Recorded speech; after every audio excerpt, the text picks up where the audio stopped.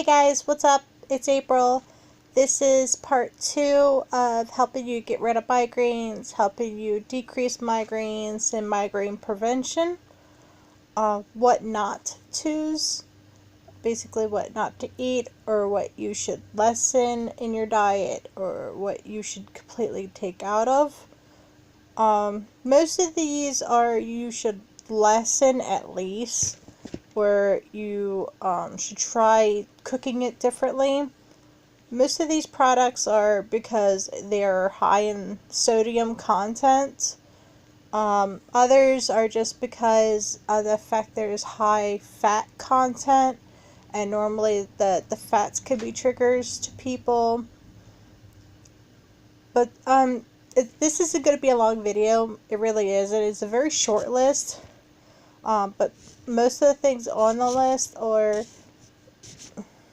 I'm not going to say you can't live without, but trust me, I've done all of this, and it is a little difficult, but once you do it, once you go through like a week or two of getting rid of these in your diet or not having too much of these in your diet, you're a whole new person. You view the world a little differently with no migraines or with less migraines, or the migraines aren't as bad. I've gone from needing more of my medicine to being able to suffice with just taking over the counters, and that even negates me even getting them in the first place. So I don't have to take my harsh medicines, which don't normally have too many negative side effects, unlike my other medication that I had to change. But okay, we're going to start with the common migraine triggers. Common migraine triggers are the things that you can eat that can cause migraines, and this is actually a resource that I'm using online. It's pcm.org, and they have a lot of helpful health guides. So according to pcm.org, and the reason why I chose this website is because this is the website that I went on, one of the websites that I went on. This one seemed to have more viable information, viable resources, and I've tried almost all of these to get rid of my migraines. I say almost all of them because I've also found some contradictory things that worked for me that I've seen in other resources. I've seen other people say, well, if you do this and this and this, it won't be as painful, or it can help get rid of the pain. I'll explain here in a couple minutes. Okay, so the first one we're going to talk about is dairy. Now, with dairy, it's mainly because of the lactose and the fat. So you can have like rice milks, you can have soy based, and I can't remember some of the other almond based. You can have them. It's not recommended according to this website to have the almond based milk, but you could try it. Look at the sodium intake, the sodium nutritional facts on the almond milk, only because if it has a high sodium count or high sodium amounts, I wouldn't drink it. The second thing that this website this is one of the first things that I disagreed with, is chocolate. Chocolate is a trigger to some, but it's also helpful to others. Let me explain why that is. Milk chocolate is normally, I think it's like 30 or 40% cacao or chocolate or cocoa, or however you pronounce it. it's 40% of the real chocolate in it, and the rest is sugar, salt, and other things that might be in it. So the reason why chocolate does work for people is because they eat the dark chocolates. That's the chocolates that you want to eat. Those are the good chocolates. I think they're good chocolates. They're good for helping with migraines, personally. The only reason is that the less sugar and salts that are in the chocolate, the more effective it is. The caffeine's in there. There's natural caffeine in chocolate, and there's natural anti-inflammatories in pure chocolate. If it's 80, 70, 80, or 90 is what I recommend. Or if you get it, I don't know, some places might have more than 90. But the ones I see normally in stores are like 70, 80s, and 90s % cacao or chocolate or cocoa or whatever. So I definitely recommend you getting that. The next trigger is eggs. I don't have too much of a problem with eggs. It might unsettle my stomach a little bit. I don't have too much problem with eggs. Citrusy fruits is one because of the acidity. The acidity can offset you, and the smell sometimes can. If you're really sensitive to smell, the citrus can mess with your migraines or start your migraines. Believe it or not, I don't know if you know, but bananas are considered a citrus. I eat bananas for my migraines only because of the potassium. I eat one banana every single time I have a migraine, and I think it helps. Every single time I eat a banana, it helps me. But I only eat one, no more than one. If you start eating it and your body's telling me no, don't eat it. Don't force yourself. The next one is meat. Now this one's a little controversial, and I'll give you the reason why. One of the reasons why I get migraines is, just like the potassium, I have iron deficiencies. So with iron deficiencies, I need to eat red meat. Red meat is the highest content of iron that they have out there, especially liver. So for me, red meat will work more. You could try red meats. I definitely highly recommend it. Don't make a pure red meat diet though.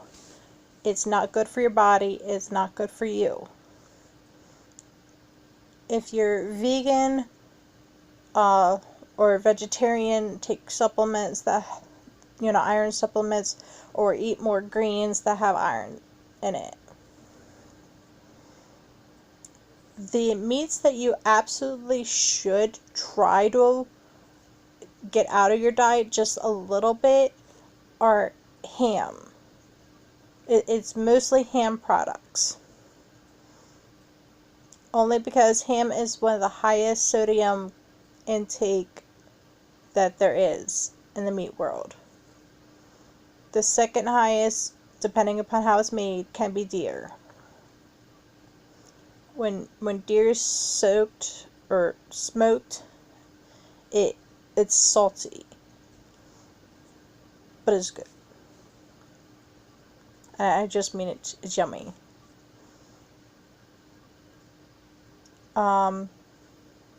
If you eat chicken, it's recommended you eat white meat, not dark meat. I'm not saying that you can't eat dark meat. I still eat my dark meat. I love my dark meat.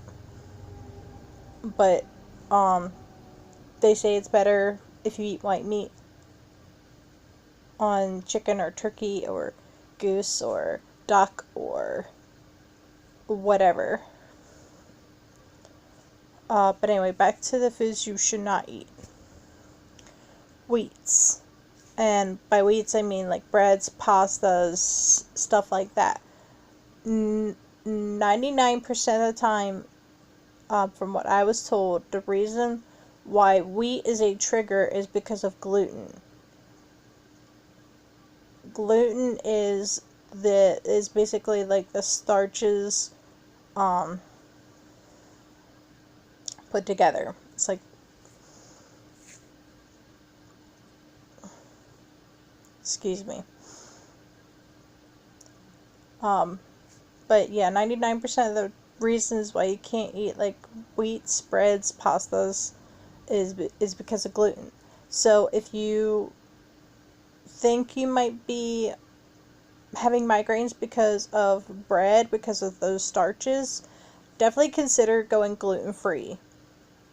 It is a little bit more expensive. I can't promise the world to you. Haven't tried it myself because gluten, I guess it doesn't bother me, or I haven't really noticed it bothering me because I've been eating it since I was a kid. I'm half Italian, so I'm used to eating bread and pastas and stuff. The next one they say not to eat, or that can be a trigger, is nuts and peanuts. And I think it's because of, when you think of nuts and peanuts, you think of salt. You know, you think of like trail mix and stuff like that, which is normally really sugary and really salty. I normally eat nuts and peanuts during a migraine. Normally eat like salt free or low sodium, so it doesn't seem to bother me. It's actually really helpful, especially if you have a sensitive stomach during the migraine. So that's one of the other ones that I kind of disagreed with. Tomatoes, because of the acidity. Onions, yes, definitely onions can trigger migraines because of the powerfulness. When you cut it open, it can go right to your nasal patches and just start that migraine from nowhere. Red onions, I heard, aren't that bad. I haven't had too many problems with red onions. So if you love onions and you get migraines when you cut open a yellow or a white onion, try a red onion. Try a red onion and see if that helps at all. Corn. It's neither here nor there for me. Apples. And I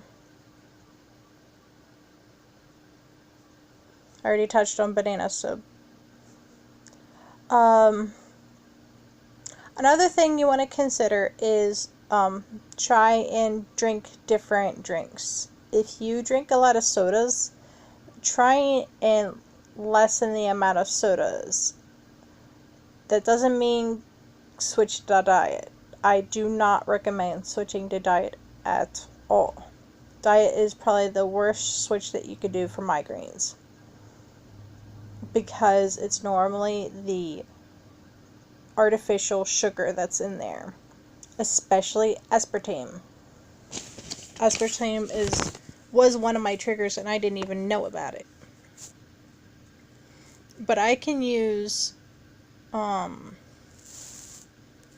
sucrose, I believe it's called. I can use sucrose, and it doesn't help, but it doesn't start my migraines. It's not much of a trigger as the aspartame is. So any caffeinated beverages, try and stop. Energy drinks, especially the Gorine, taurine, the high energy like Red Bull, Monster, unless it's like the coffee Monster. We'll get to coffee here in a second.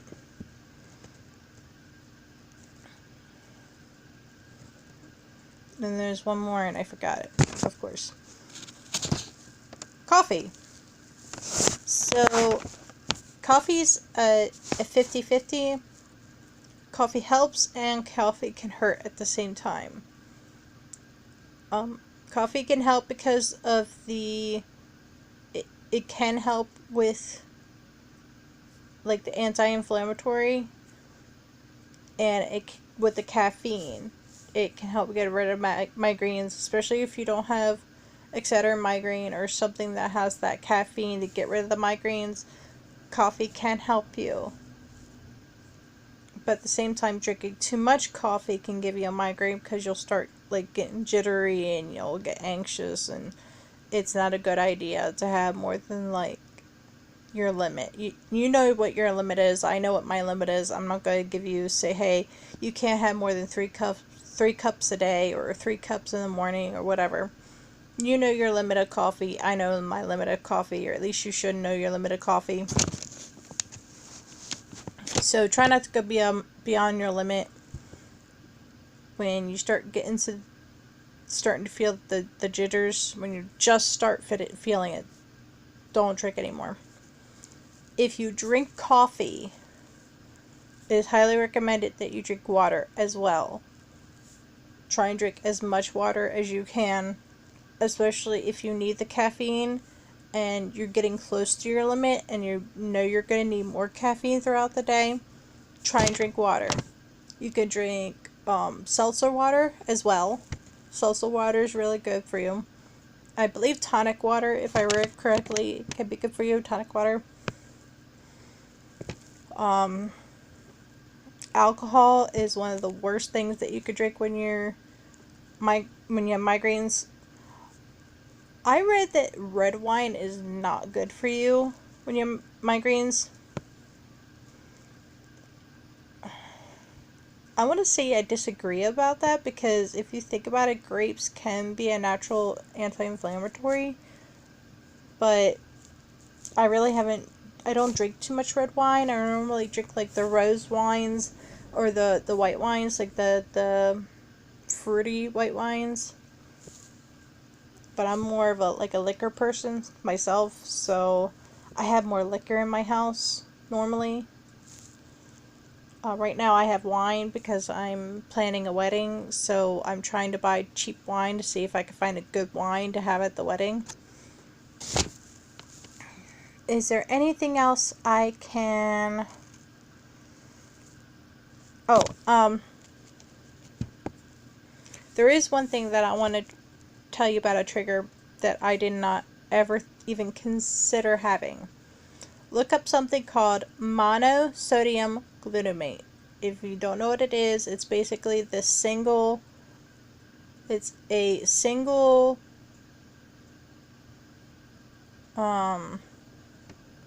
atom of the sodium. I do not know how to explain it. Look it up. Google it.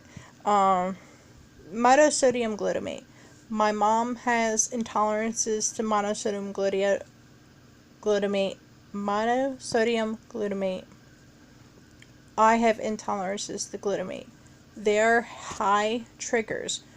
Monosodium glutamate is normally used in like fast food joints, Asian cuisine, Thai cuisine, like Puerto Rican cuisine, I think it's used in. Like a lot of the Asian type cuisines. You know, your Korean, your Japanese, your Chinese, your... all of that. A lot of people don't even know they have an intolerance to monosodium glutamate. So double check if you have takeout, or if you get takeout, make sure they do not use MSG. So if you see MSG, that's monosodium glutamate. I did talk about my aspartame. Maybe you could see if you might have aspartame triggers. And nitrates. I wasn't really prepared to talk about nitrates, so I do apologize. I really don't know what to say about that. Nitrates.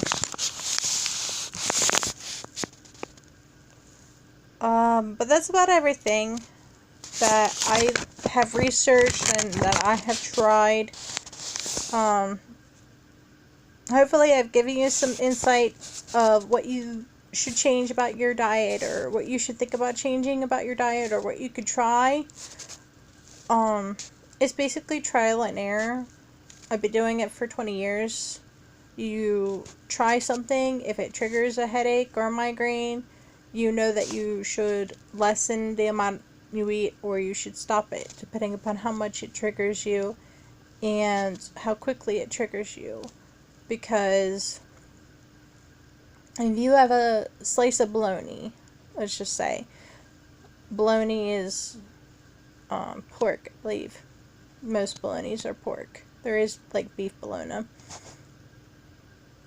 If you have pork bologna, okay, let's say within an hour you start getting that tinge. And you're like, okay, I had a tinge within an hour of eating one slice of bologna. That's not a good sign. It's not a great sign. Maybe I shouldn't eat bologna. Maybe I should eat some other pork product.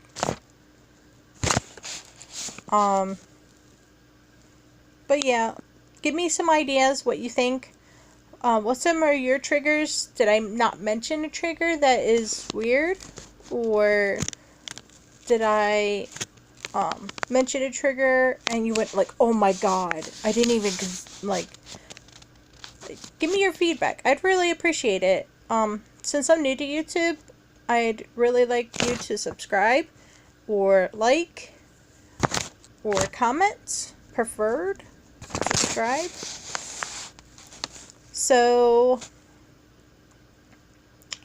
I'm going to do one more video after this one, and the next video is going to be all the goodies that you can eat. All the goodies that you can and should eat. More, if not often. Alright? So I will see you on the flip side.